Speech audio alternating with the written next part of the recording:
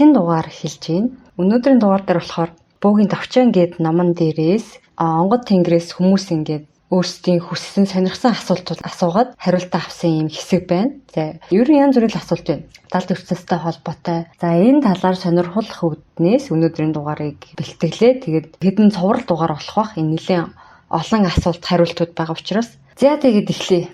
Эхний асуулт. Удмын онгодоо залахгүй бол ямар хор амсах вэ? Удмын өвөг дээдсээ авахгүй бол өрсдөө хатуу ханддаг юм уу гэж асуусан асуултанд хариулж байгаа онгод маань болохоор хоо эмгэн онгод байгаа. За тэгсэн чинь ингэж байна. Чи хүүхэд төрүүлэхгүй бол ямар ч хор гарахгүй гинэ. Учир нь чиний төлөө биш, чиний өвөр удам түүнээс гарах үр хүүхдүүдэд гай барцад тулгарсан учраас яаруу санд руу чамаар өвөл хийлгэх гээд байгаа юм. Хэрвээ чи одоо өвөр удмаа үлдээхгүй бол асуудалгүй гэж хариулсан байна. За тэгвэл хэрвээ угаа авах ёстой улаач нь огт мэдрэхгүй шинжлэх ухаан буюу бодит зүйлд итгэнэ гэж зөрүүдэлдэг мөртлөө бодит амьдрал дээрээ маш зөв амьдарч алдаа гаргадаггүй бол удмын онгодууд нь заавал буун угаа аав гэж шахахгүй байж болдгоо гэж асуусан асуулт байна. Яг арга бэлгийг хослуулахаас илүү арга талаа барьдаг адилтэй маш юм зөв амьдардаг хүн байх юм бол угаа аав гэж ингэж шаардахгүй байх боломжтой юу гэж асууж байгаа юм тий. Тэгсэн чинь хоогч эмгэн удмын мөхлөө уртж хараад застдаг бол шахахгүй гэж байна. Ганцхан чи зөв амьдраад удмын балчрууд буруудаад байвал чамааг зөөлж удмын балчруудаа заснаа гэж байна. За тэгэхээр ялтчгүй тамгалагдсан бол өөрөө ганцаараа ингэ болоод байхгүйгээр бас бусад удмынхаа хүмүүсийг засаж зөв амьдруулж чадахгүй байх юм бол ер нь бол шахуулжил таарна гэсэн үг юм тий. За дараагийн асуулт. Улаач нь харьд удаан хугацаагаар суух болоод тухайн орны дүрм журм амьдрах нөхцлөөс шалтгаалan онгодоо биедээ буулгах боломжгүй үед яах вэ гэж асуусан чинь шахаагаа үзүүлэндээ тэр нутгаас яваад их нутагтаа ирж бөө бол гэж шахнаа гэж байна. Тэнгэрийн тамгатай хүмүүн гэхээр заавал улаач хүмүүс байдаг гэсэн чинь тийм өөр яах гэж чамайг тамгалах юм гинэ. Тамгалсан улаач хүмүүн нь онгод сахиусаа авалгүй тэнгэрт нь залчхаар тэр хүмүүнийг улаач гэж үзэхүү онгод сахиусаа улаачаа хамгаалж дагаж явж байдаг гэсэн. Онгод сахиусаа тэнгэрт залчихсан үед тамгалсан улаачаа дагаж явах уу гэж байна. Тэнгэрт залсан гэхээр авахгүй гэд явуулсан гэж яриад байгаа юм шиг л байна тий. Тэр улаач хамт өгнө гэж байна. Улаач тамгална гэдэг нь өөрийнхөө хөлөнд гав зүгээд дэлхий дээр байхтай адилхан гэж байна. Өөрөөр хэлбэл хэрв биднийг хоригдол гэж бодвол хөлөнд байдаг дүнг нь улаач юм а гэж байна. Тэгэхээр тэр дүнгийг тайлж байж л бид буцаж тэнгэртээ очих боломжтой. Дүнгийг тайлна гэдэг нь чиний амьд дэгдэн гэсэн үг юм а гинэ. Өвгөд нь тэр хүнийг тамгалцсан л бол өөрийнх нь өвөг дээдс болоод тэр тамгатай хүн хоёр бол ингээ холбогдсон байдаг байх нь тий. Гавлагдсан гэх юм уу тий. Энд дэр бол жишээ авсан байна тий. Ингээ гаваа тайлна гэдэг юм бол заавал тэр хүн өгчиж хамт дээшлэх нь байна.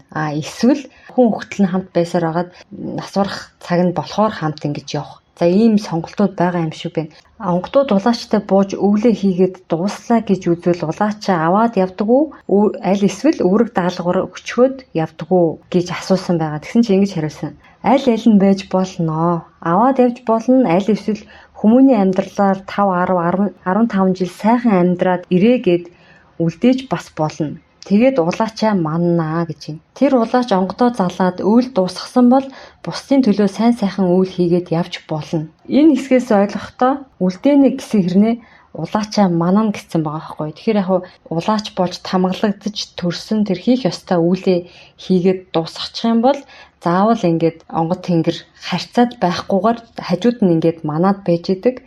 Тэгээ хэдэн жил тэр хүнийг өөрийнх нь хүслээр гэх юм уу амьдруулж агаад хамтдаа дээшээ явдаг юм бэ гэж ойлголоо. Сарал тэр үлийг хийсэрэн багаад асуураад хамтдаа дээшээ явж болно. Эсвэл үлээ наан дуусгачаад арай чөлөөтэй амьдарч агаад хамтдаа дээшээ явж болно гэсэн ойлголт юм шиг байна. За би бол хувьдаа энэ хоёр асуултаас бол тэгж ойлголоо. Тэгэхээр зайшгүй хамт байх нь бол үнэн юм байна. Зөвхөн хийж байгаа үлээ эрт дуусгах уу, өхөн хөтлөө хийж байгаа хамт явах уу гэдэг л ийм хоёр сонголт байгаа юм байна гэж ойлголоо. Тэгэхээр энэ дэр нэг бас хүмүүст нэг тайлбар хийчихье гэж бодож байна. Баггүй хүмүүс ингээд улаачдыг маш жоохон юм хүрээнд үйл хийдэг гэж сэтгэдэг. Зөвхөн хүн үзэл ингээл хамаатан саднуудаа дуудаж авчирал ингээл уулзаал засал масал хийгээд ч юм уу за ийм гэж ойлгодог. Гэхдээ энэ бол маш өргөн хүрээнд байгаа. Одоо жишээ нь дэлхий дээр ингээд шинжлэх ухааны том нээлт хийх гэж ирсэн ч улаач байж болно. Тэгээ зүн бэлгэнд хөгжсөн одоо нөгөө 3 дахь миллимийн нэгдсэн хүн гэж ойлгож болно те. Далд ухамсартайгаа холбогдсон хүн гэж ойлгож болно. Зарим нь болохоор ингээд төр засгийн үүлэнд оролцох гэж ирсэн хүн байна. Одоо жишээ нь би нөгөө байнга жишээ болгоод байдаг Бат байна шүү дээ. Батын өвөг дээдсийнх нь тэр хүүхдийг тамгалсан зорилго нь тийм төрийн үүлэнд оруулах гэж тамгалсан гэж байгаа. Тэгээд тэр төрийнхаа үүлэнд оролцоод дуусчих юм бол яг нь өөрийнхөө бас амьдрах боломж тэр хүнд байгаа. Тэгэхээр юу ч байж болно. Ан амьтныг хамгаалах гэж ирсэн ч улаач байж болно. Байгаль их дэлхий тийм зөвхөн мод тарих гэж ирсэн ч хүн байж болно. Эсвэл зөвхөн хүүхэд төрүүлэх гэж тийм маш сайн гентэй хүүхэд төрүүлэх гэж ирсэн ч улаач байж болно. Хийх ёстой тэр үүлэн дуусвал өөрөөр нь амьдруулж байгаад ингээд дараа нь хамтдаа явах боломж бол байгаа юм байна гэж ойлголоо. За дараагийн асуулт. Бөө хүмүүс сайн бөө болохын тулд ямар эрдмийг сурсан байх шаардлагатай вэ? Өөрөөр хэлбэл биеийг хэрхэн бэлдэх вэ гэсэн асуултан дээр сайн бөө гэж юу хэлээд байна? Ямар хүнийг сайн бөө гэд яриад байгаа юм? Бөө хүн сайнтай муутай байна гэдэг нь улаачийн авир айшнаас л хамаардаг юм. Түүнээс биш сул онгод, хүчгүй онгод гэж байдаггүй. Тэр онгодыг өнгөлж байгаа улаачийн айс зан, ёс суртахуун, үзэл бодол, амьдралын хэм маяг, хүмүүжил зэргээс та нарын тэр яриад байгаа сайн муу гэдэг юм яригддаг юм аа гэж байна. Өөдгүүдээ онгод болгоо юу гэмээр байна шүү гэж жоохон ууртаа хэлсэн байна. Одоо бид нэр муудаа онгод болсон гэж бодож гин үү гэд. Та нар сайн муу бүү гэдгийг тэгээ онгодоос болоод сайн муу байдаг гэж боддог бол тийм бол бишээ.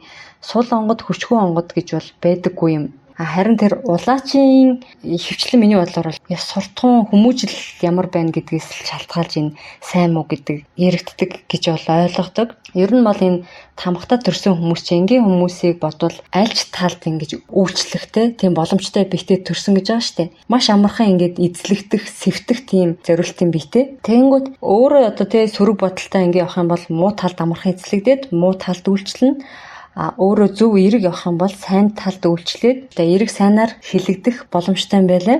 Бид нар л ингээл жоохон хар талд үйлчилсэн тий одоо өөрийнхөө биед онгод тэнгэрээсээ илүү альбин терм буулгацсан хүмүүсээс жишээ аваад муу бөө хуурамч бөөч гэдэг юм уу тийм иймэрхүү ойлголтууд гараад идэг. Гэхдээ яг ийм чадвартай улаачид зүн бэлэгтэй хүмүүс бол олон түмний өмнө ерөөсөө гардггүй яг өөрсдийнхээ хийх ёстой юмыг хийгээд явж идэг. Тэр хүмүүс ингэж хүн үзээд байдгүй тийм байт юм байлаа. Яг миний эргэн тойронд байгаа хүмүүс бол эвчлэн л тийм. Хүмүүс тэр хүнийг зүн бэлэгтэйж гэж мэддэггүй би ийм бүтээж ин гэж хэлэлгүй хийгээ явж идэг бол хүмүүс байдаг. За дараагийн асуулт нь юу гэсэн бэ? Онгод төгс биш гэж би бодож байна. Онгод алдах үе байдгүй гэж асуусан чинь. Онгод бол хийх гэж байгаа зүйлийнхээ үр дүнг харсан байдаг тул төдийлөн алдаад байхгүй.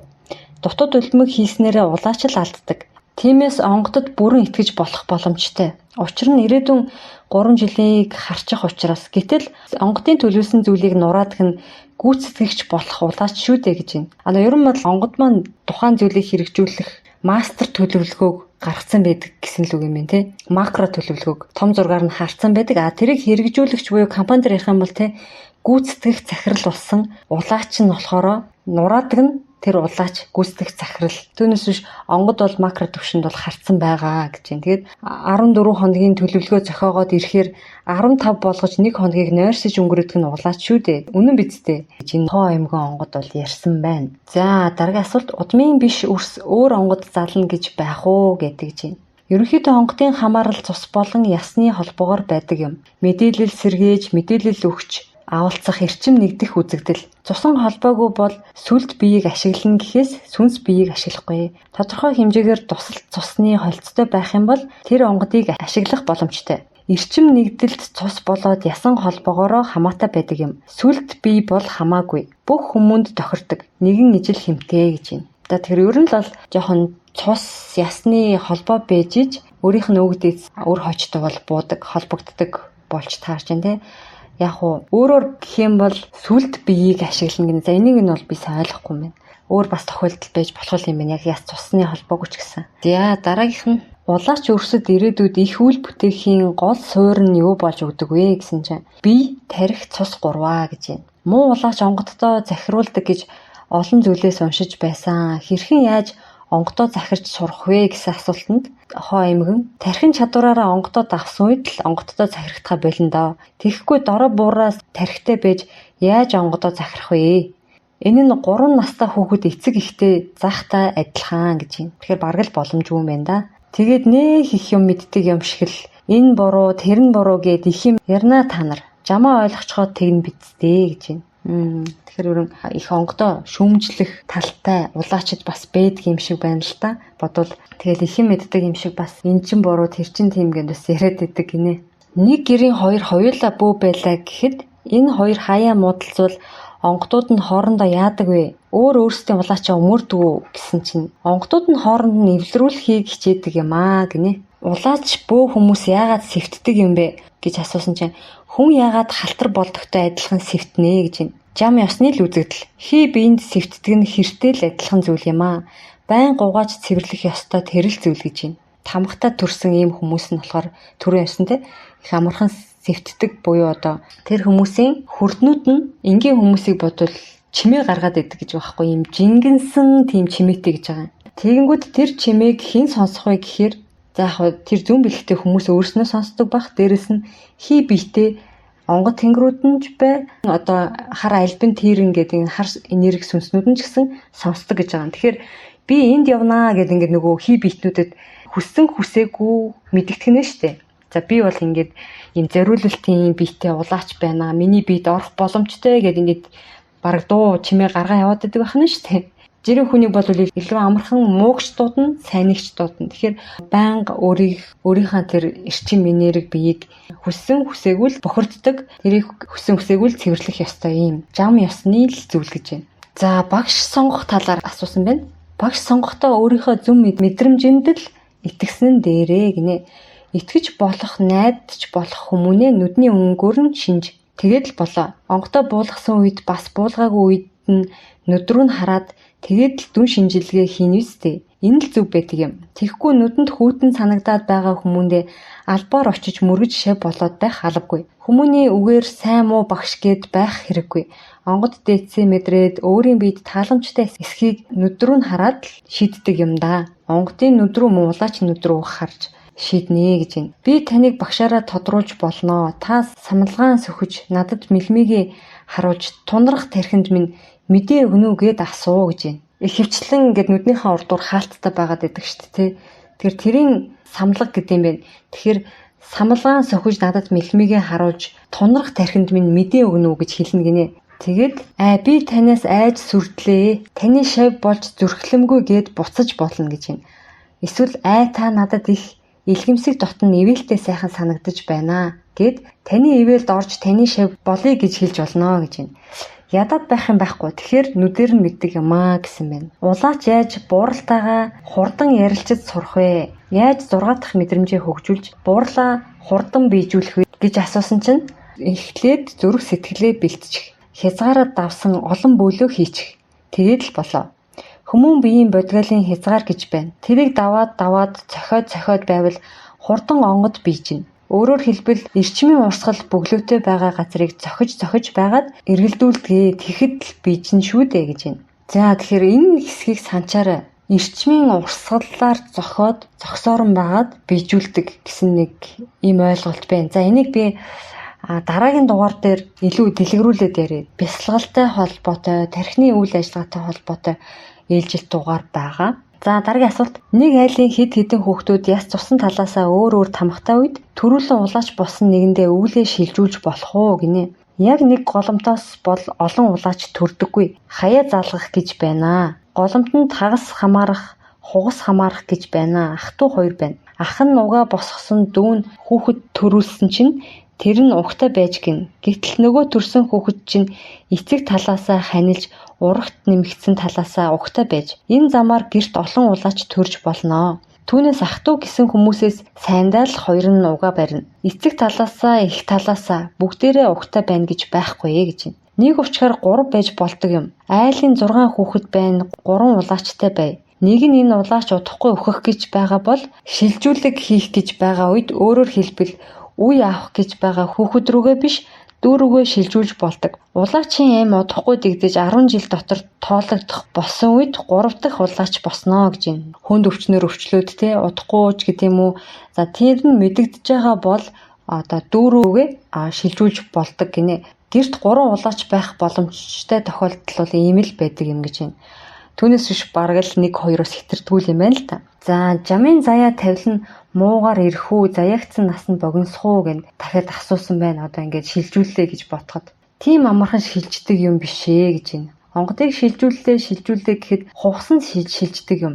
Ам бие нь улаачаа мансаар л байдаг. Харин туслах онгодууд сахиусууд гэж байна. Тэд нь нөгөө улаачид шилжээд уйл хийгээд байж болно. Толгой онгод нь харин үхтлэн даган дагсаар байна. За тэгэхээр улаачдад болохоор ганцхан онгод тэнгэр ингэж буудаггүй. Миний ойлгосноор бол дор хajил нэг 5-6 бууд юм шиг байгаа.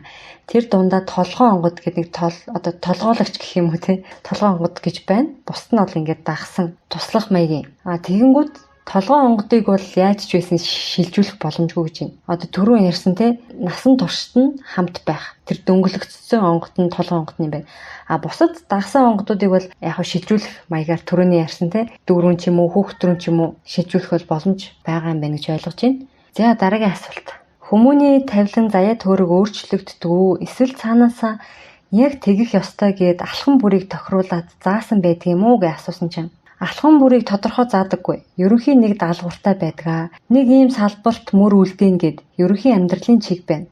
Юу үлдэж хэдэн хүүхэд гарах нь тодорхой байдаг юм. Түүнийгээ биелүүлэхэд ямар зам сонгож яаж амьдрах нь хамаагүй. Сонголт чөлөөтэй гэж байна. Тэдэн хүүхэд нь яг тэдэн насандаа ч гэдэг юм уу те яг тэр хүнтэй суугаад гэдэг нь бол нэг яадгүй юм шиг байна шүү дээ. Тэгээ тэр салбарт тиймэрхүү юм хийн гэсэн ерөнхий юм гардаг болохоос биш. За яг тэдээс тэдэн насандаа яг тэр салбартаа тэгж ажиллах ёстой ч гэдэг юм байхгүй. Ямар замаар тэнд хүрэх нь бол сонголттой байдаг байх нэ. За бүх удмын өмнөх амьдралын мэдээлэлтэйгээ хэрхэн яаж мэдэх боломжтой бэ гэд асуусан чинь тархин мэдээлэл сэрхэд баг багаар сандаг юмаа гэж юм. Тархин мэдээлэл онгод буулгаад тарих сэрдэг гинэ. Тэгэхэд өмнөх амьдралын мэдээлэл сэрж эхэлдэг. Замбраагүй сэрдэг учраас үе алгасч сэрж болно. Миний тэддэх үе тийм хүмүүн тиймэрхүү амьдарч байсан гэд ясаа эхэлж сандаг. Дараа нь зусаа сандаг. Эцэст нь өөрийнхөө сүнсний амьдралыг сандаг. 3 бүлэг нийлээд яагаад энэ хувь заяа нийлснийг ойлгодог гэж байна. Яссан тал гэдэг чинь аавын тал те. Цусан тал гэхээр ээжийн тал өөрийнхөө удмын тэр дээшээ мэдээллүүдийг ийм дараалалаар сандаг байх нь. Аавын талаа эхлээд дараа нь ээжийн талаа төгсгөлд нь өөрийнхөө өмнөх амьдрал, өөрийнхөө сүнсний амьдрал гэдэг чинь өөрийн өмнөх төрөлтүүдийг санаж эхэлдэг ийм 3 дараалалаар. Энэ 3 нийлжиж яагаад би энд одоо тий хүн болоод төрсөн, яах гэж төрсөн гэдэг нь бол ойлгомжтой болж ирдэг юм байна гэж ойлгогдож байна. Бүрэн сэрэхэд идэвхтэй бөөлдөг бөө 9 жил зарцуулдаг гэж байна. Идэвхтэй бөөлдөг нь. Идэхгүй бөөлдөг бөө 1 насаараа ч мэдрэхгүй байх боломжтой гинэ. Тархины эсхөө сэр гэхэд сэрдэггүй гэж байна. Нэг нэгээр нь сэрээдэг учраас тэгэж замбраагүй сэрдэг учраас яагаад нэг үе хэсэг үеэ санчгаад дунд нь сандаггүй юм бэ гэвэл энэ нь хүчтэй өндөр эрчимтэй байсан үеуд нь тод санагдаад бага сул эрчимтэй үе нь бага санагддаг учир байгаамаа гэж байна. Гэхдээ эрчим нэмэгдэх тусам сул эрчимтэй үеэ хүртэл санаж эхэлдэг гэж байна. За хүмүүс болохоор буурлууд л ирээд хэлнэ гэж боддгоо гэж байна. Буурлууд онгод дээдсүүд нь бууж ирэнгүүтээ за ийм учиртай шүү чи ийм удамтай шүү гэдгийг гэж хэлэх юм бэ гэд хүлээгээд идэг гинэ. Улаачид хоо эмгэн чи тэрний тэр удам гэд хэлэхэд ядах юм бол байхгүй. Гэхдээ тэгээд хэлэхээр үр өгөөж бол байхгүй. Улаач өөрөө санахаар тэндээс маш их зүйлийг сурч тэр амьдралын дадлагад сурдгаа гэж байна. Тэгэхээр өөрөө мэдснээрээ тэр өвөг дээдсүүдийнхаа сурсан эрдэмүүдийг өөрийнхөө өмнөх төрөлтүүдийн эрдэмүүдээс суралцдаг байх нь байна. Өөрөө олж мэдхээр. Зүгээр нэг харц өвгөн биедээ асар их туршлах хуримтлуулснаар замбын бусад хүмүүнээс илүү чадамжтай болж болдгоо гэж байна. Илүү их юм мэддэг, илүү их дадалтай, илүү түгээмэл мэргэшилтэй хэл сурах дээр бол хэлэнд онцгой байсан удмынхан онгодын тархин хэсэг дээр төвлөрөхөд хуучин өгсүүд санагдаж шинээр цээжлэхэд хялбар байдаг юм даа гэж байна. Ийм аргаар улаачид хурдан идэвхтэйгээр суралцаж чаддаг. Эхний удаад бол зөвхөн сэргэх тасгалууд байна. Нилээн дадаад ирүүл шинээр сурах арга барилуудыг зааж өгдөг юм аа гинэ. За тэгэхээр ямар ч байсан нэг тархины эд сэргэх тэр процесс явагдаж байж хүн өмнөх амьдрал тэр сүнсний мэдээлэл буюу энэ би бол далд ертөнцийн мэдээлэл далд ухамсартайгаа холбогдох гэж бас яриад байгаа. Ерөн энэ талаар энэ далд ертөнцөөс авах мэдээллийг төрөл бүрийн үгээр хүмүүс ингээд тайлбарлаж ярьдаг. Яг тархинд ямар процесс явагдаж ийж энэ далд ертөнцийн мэдээлэлтэй холбогдоод байгаа гэдгийг би сүүлийн үед бол жоохон юм учрыг олж ирээд байгаа. Өмнө нь болохоор бясалгалтай холбогдолтой 2 дугаар хийсэндээ тий санаж байгаа бол бясалгал хийхийн өмнө юун дээр анхаарах уу гэсэн 1 дугаар байгаа. Бясалгал хийснээрээ ямар мэдрэмж авах уу, ямар мэдээлэлтэй холбогдож ирэх үү, ямар чадвар өөрт чинь нэмэгдэх үү гэдгийг бас тайлбарласан 1 дугаар байгаа. Харин яг бясалгал яаж хийх үү гэдэг талаар бол би ерөөсөө яриаггүй. Бясалгалын төрөл бүрийн төрлүүд байгаа. Тэгээ бид нар ингээд яг хийж байгаа юм дээр төвлөрөх хүртэл бясалгал байдаг учраас би яг тэгж бясалгах ёстой гэсэн бол юм яриаг байгаа. Гэхдээ бясалгал явж яаж хийж байгаа л тархитай холбогдоод байгаа. Тархины эд эс сэргэх тэр процесстэй яаж хийж байгаад холбогдоод байгаа. Тэр тархины эд эсийг ямар учраас бясалгал хөгжүүлээд байгааг энэ онгодуудын ярьсан ярианууд дээрээс тэгээд дээрээс нь өөр хүмүүсийн ярьсан ярианууд дээрээс нь интернетээс судалж олж мэдсэн те гадаадын мэдээллүүдийг холбоод учир жансныг ерөөхдөө жоохон гаргасан. Тэгээд тэр талаараа дараагийн дугаар дээр ярий. Дээрээс нь би випшнэ бясалгалд саяхан дахиад явсан. Би 10 хэдэн жилийн өмнө явчаад дахиж нэг ч яваагүй байж байгаа сая явсан. Тэгээд тэн дээр суусан өөрийн нөгөө сэтгэл дээр холбоод тархины тэр хэсгийг ажилуулснаар тэгээд байгаа юм байна. Тэр хэсгийн дарангуулаа тэр хэсгийг нэвтрүүлэхээр ийм учир жанцантай юм болоод байгаа юм байна. Тэрэнд бясалгал ингэж нөлөөлж байгаа юм байна гэдгээр одоо ойлгосон, мэдэрсэн зүйлээ та бүхэнтэй хуваалцах чинь тэгэхээр маш хэрэгтэй чухал дугаар болно гэж бодож байгаа. За тэгээд өнөөдрийн агуулгыг ингээд онгодоос асуусан гэсэн дугаарыг цувралаар ингээд цаашаа хийгээд явна. Дундуур нь болохоор энэ онгодоос асуусан асуултыг ингээд илүү дэлгэрүүлээд жишээ нь үр хөндлөлт болоод хүүхэд олохгүй байгаа хүмүүс хүүхэд яаж олох энэ хоёр хоорондоо ямар холбоотой юм. Тэгээд яагаад монголчууд хүүхд толботой болсны учир гэд нэг бас дугаар ярьж болохоор байна. Онгодын шахааны талаар шахаа гэдэг нь яг ямар учиртай юм? Шахаанд орсноо хүн яаж мэдх юм гэдэгт нэг дугаар хийж болж байна. Тэгээд мод тарих тухай онгодын ярианаас нэг дугаар хийхээр бэлдэж байна. Тэгээ улаач болсны хойно чадвараа яаж дээшлүүлэхийн талаараа мөн лус авдагтай улаач хүмүүс яаж харьцах юм гэдэг. За ийм дугааруудыг бол ойрын хугацаанд бол хийхтгэр бэлдэж гин гэсэн үг. За тэгээд Facebook-ийн private хаалттай групп тнээсээ хүмүүсээ бол ураад эхэлж байгаа. Тэгээд гадаадаас хүмүүс манд холбогдоод юу яасан. Одоо дугаар болгоны дараа Монгол данс руу мөнгө шилжүүлэхээр жоохон төвөгтэй байна. Тэгэхээр нэг доор шилжүүлчихье гэсэн юм санал ирсэн. Дээрэс нь MoneyGram-аар шилжүүлэх нь маш амархан байд юм гэд Америкт амьдардаг сүхэ маань холбогдсон. Сүхэ нааша нэг $50 шилжүүлээд за чи MoneyGram-ын салбараас аваадах чамд ч нэлээд амархан байт юм гэд тэгсэн үнэхээр амархан байсан. Дээрэс нь би заавал нөгөө банкны салбар орохгүйгээр худалдаа хөгжлийн банкны карттай бол шууд ингээ уцаараа мөнгө хүлээгээд авчих юм боломжтой юм байна. Тэгэхээр MoneyGram-аар шилжүүлэх гэж байгаа хүмүүс яах вэ гэхээр тухайн орныхаа бараг бүх оронд MoneyGram байгаа. MoneyGram-ээр үйлчилдэг мөнгө шилжүүлдэг тийм банкнуудын салбар байгаа. Монголд бол Ариг банк байна, худалдаа хөгжил гэх мэтчлэн мөнгө хүлээж авах хүний зөвхөн овог нэрлэх хэрэгтэй юм байна. Тэгэхээр овгоо нэмж тавих хэрэгтэй болж байна. Лавг очрын гэрэл туяа гэдээ би нэрээ латинаар нь бичээд тавьчих. Тэгээд тэр нэр хэрэгтэй. Тэгээд банкнаас нь код өгөх юм байна. Тэр кодыг нь над руу description хэсэгт байгаа гэрэлтэй 3@gmail гэсэн хаяг руу явуулаад би тэр кодыг нь ашиглаад MoneyGram-аас интернет банкаараа авчих боломжтой юм байна. Тэгээ шимтгэл нь болохоор $50-т жишээ нь $8 шимтгэлтэй байд юм байна. Ийм шилжүүлгийг бол сүхэ маань санал болгосон. Тэгээ амар хөрхөн за эхний ээлжийн 50-ыг шилжүүлчих дараа нэг юм бодно. Дараа нэг юм бодно гэдэг нь одоо аюу хөвгөлтэй санагдсан надаа. Би тэр үгийг хөдөөл байхдаа нэг сонсч ирсэн байхгүй юу? Хөдөө нэг айланд очсон чинь тэр гэрийн эзэн өрн борцгоор болгож хоол унд нэг юм бодно гэд юу бодох гэдэг нь мэдэхгүй заяа сүхэ. Гэхдээ тэр санаанд орсон шүү. Тэгэхээр сүхэдээ баярлаад $50 гэдэг бол бас бага мөнгө биш. Тэгэхээр би тэр мөнгөөр урлагын ухааны судрыг бол авъя гэж бодож байна. Тэр номоо оройн хугацаанд бол авах боломжтой боллоо. За тэгээд бусад одоо Монголд байгаа хүмүүс нь болохоор яг залхууралгүй дугаар болгоныхаа дараа мөнгөн дүн харгалцахгүйгээр бол ингээд шилжүүлээд явуул ууг нь зүгээр. Одоо ягаад дугаар болгоны дараа гэж байгаа гэхээр аль болох яг дугааруудаа сонсох гэж л хичээж байгаа гэсэн. Олон хүмүүс сонсоосаа гэд 8-аас олон дугаарын дараа байнгын сонсогч гэж тооцогдоод тэр хаалттай группт урагдаад ингээд явахаар байгаа шүү. За бүр яах вэ болохгүй те үнэхээр ингээд боломжгүй байгаа хүмүүс нэг дор шилжүүлээд над руу мэйл явуулчих болно. Учир шалтгаанаа бичээ те.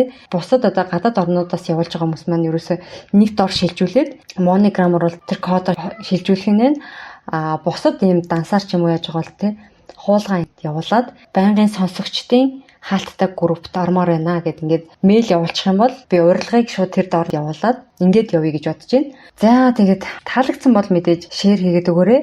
Хэрэгтэй гэсэн хүн рүү мессенжерээрээ энэ мэдээллийг авах хэрэгтэй байгаа группүүд гэж болно те. Бөө улаач нарын групп ч юм уу те. Энэ мэдээлэл маань хвчлэн зүүн бэлэгтэй тэгээд даалт ертөнд сонирхдаг даалт ертөндтэй төрөлхийн лугаасаа холбогдсон тэр хүмүүс хэрэгтэй мэдээлэлүүд байгаа учраас тэр хүмүүс рүү чиглээд шеэр хийгээд өгвөл бол хин хиндэ хэрэгтэй баг. За тэгээд дараагийн дугаар хүртэл түр баяртай.